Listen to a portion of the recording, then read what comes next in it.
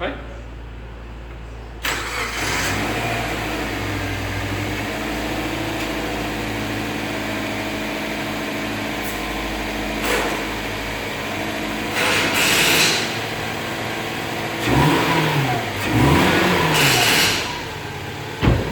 Okay, this is all good now. No misfire. It's slightly high at the moment because it's cold.